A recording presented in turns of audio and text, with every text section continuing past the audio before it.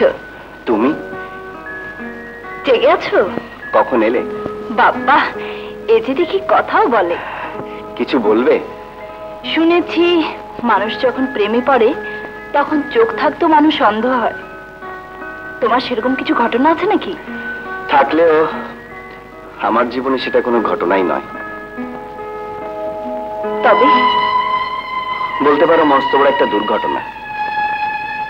আমার সঙ্গে দেখা হওয়াটা তাহলে দুর্ঘটনা? শুধু দেখা হওয়া নয়, আমার এখানে আসার থেকে শুরু করে আমাদের পরিচয়, আমাদের ঘনিষ্ঠতা, সবকিছু একটা দুর্ঘটনা ছাড়া কিছুই নয়। যদি তাই মনে করো, আগে থেকে সাবধান হলে না কেন? কোনো লাভ হতো না, কারণ যেমন ইচ্ছে থাকলেও দুর্ঘটনা ঘটানো যায় না, তেমনি অনিচ্ছা থাকলেও দুর্ঘটনা ঘটে যায়। তাহলে সেই দুর্ঘটনাই আমার জীবনে সত্য হয়ে থাক। তোমার আমার প্রেম, প্রীতি, ভালোবাসা সব ভুল, সব মিথ্যে হয়ে থাক। তৃষ্ণা, আমি তোমাকে দুঃখ দেওয়ার জন্য কথাগুলো বলিনি। তুমি আমাকে ক্ষমা করে দিও। অমন করে বললে দুঃখ লাগে না। আজ বাদে কাল আমাদের এনগেজমেন্ট। আর তুমি কি না? এনগেজমেন্ট? কে বললো তৃষ্ণা? হ্যাঁ, বাবা মা সব ঠিক করে ফেলে। না, এ হতে পারে না, কিছুতেই না। এত বড় প্রতারণা আমি কিছুতেই করতে পারবো না।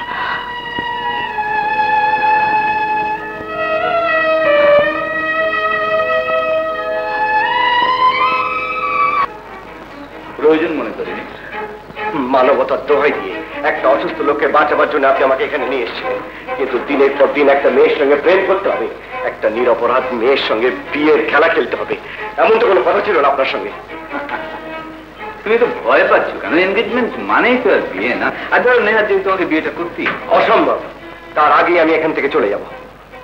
মাথা গরম করে না। এখন তুমি ইচ্ছে করলেই তো আর এখন থেকে যেতে পারো না। কেন পারবো না?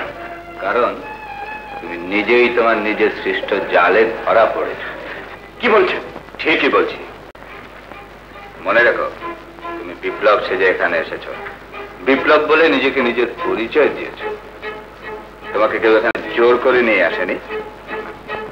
একবার যদি তোমার সত্যিকার পরিচয়টা প্রকাশ হয়ে পড়ে, তাহলে তুমিও রেহাই পাবে না, আমার সঙ্গে তোমাকেও জেলে যেতে হবে।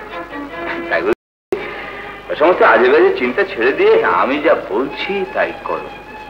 এনিওয়ে, আগামীকাল তোমার এনগেজমেন্ট, সবাইকে খুশি রাখতে হবে, বুঝলে?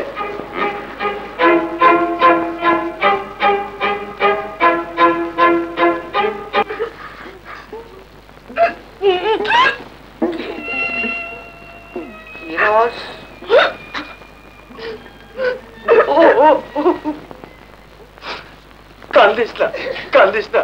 আল্লাহ এত বড় অত্যাচার সহ্য করতে পারবো না। বলি ওই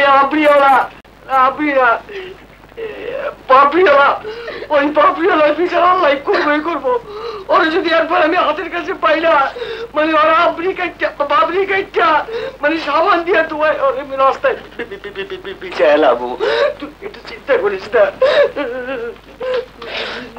কিরে পাগলা, আমি তো সব কথাই শুনেছি। কি কইলো মানে ছাগলা? না আমি কি করতে হেলেছি, আমি কিছু মনে করি না।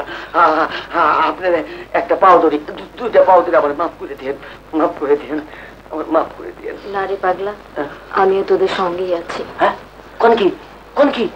হ্যাঁ, এই অত্যাচারের বিহিত করতেই হবে, শুধু সময়ের অপেক্ষায় আছি।